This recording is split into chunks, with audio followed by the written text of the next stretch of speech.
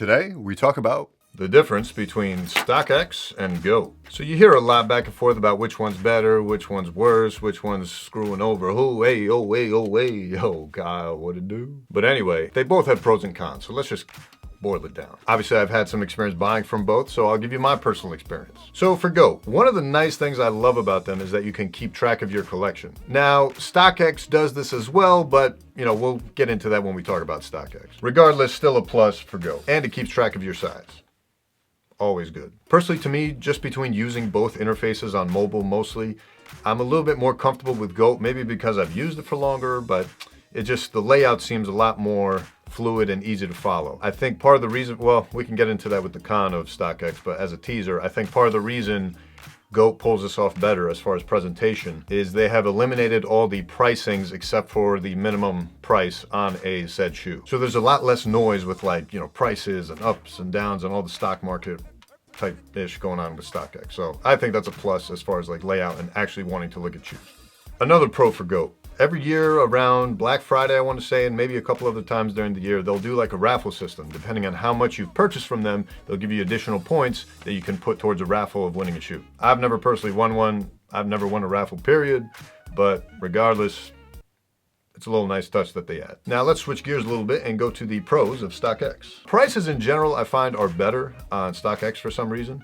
It used to be Go, I consistently found, had the lowest reliable price. But with StockX, especially lately, I've noticed a trend towards having lower prices pretty consistently, especially with newer releases.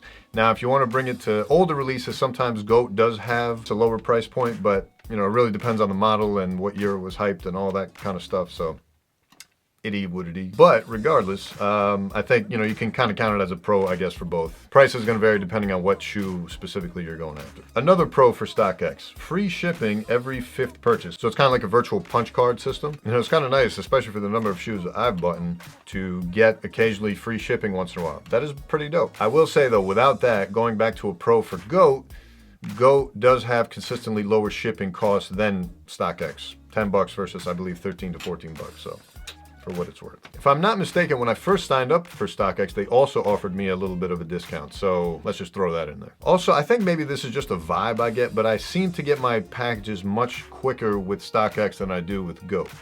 I don't know if it's just a authentication delay or the shippers are more efficient at getting their stuff out with StockX orders versus Go. This is not a really reliable metric, but just my personal feeling, I feel like StockX gets my ish in quickly. I broke my foot in his ass quickly. Another pro for StockX, they offer more than just shoes. It's nice that they offer watches, streetwear, so it's kind of nice that you have an added benefit of an authentication service for streetwear, which previous to that, I would really only rely on Grailed, eBay, only if I was pretty sure of what I was getting and it wasn't fake. But again, why suffer that headache when StockX can take care of it for you? So nice service. Another pro for StockX, which also kind of plays into the con we were talking about earlier. The stock market feature about it to try and track prices, I think it's a cool feature. Personally, for me, it doesn't really hold as much weight because I'm not a reseller and I've never sold a pair of shoes or traded or anything like that. And I don't buy based on resale value. That's not a metric for me at all. But for those of you that are into that sort of vibe, there's a pro for you. But again, to me, it also kind of works as a con because with Go, one of the nice things about their layout is it's much cleaner and sleeker to look at because there's not all this price action and color changes going on all over the screen. So for what it's worth. Now, the cons. So let's start with Go. I think one of the cons, and this actually applies for both, so let's toss them both in there. The cons for both is customer service, not the greatest. Granted, they're both relatively new companies. This is not a major franchise, multi-billion-dollar corporation type, corporate structure that's, handling customer service to the level of a department store or something like that. But it just kind of sucks when you're dealing with shoes that literally cost thousands of dollars. And if not that, at least hundreds of dollars. This is major, merchandise here for us sneaker nerds, am I right? But regardless, you're talking about thousands of dollars being spent on shoes, and I can't hear back from you in less than 24 hours. I think that's just kind of ridiculous. Maybe I'm spoiled for thinking that, but I don't know, man. When I'm spending literally thousands of dollars on shoes, I need to know someone's going to get back to me within a couple hours. And it's occasionally caused me problems with, shipping issues and blah, blah, blah, blah, blah, and wanting to cancel an order and whatever. But, I think that can be better handled by both companies. But you know, I'll leave it at that. You know, you can't just nitpick everything. Overall, pretty awesome service. It's just when something goes wrong for both services, you're gonna deal with a little bit of a headache. That's just been my experience.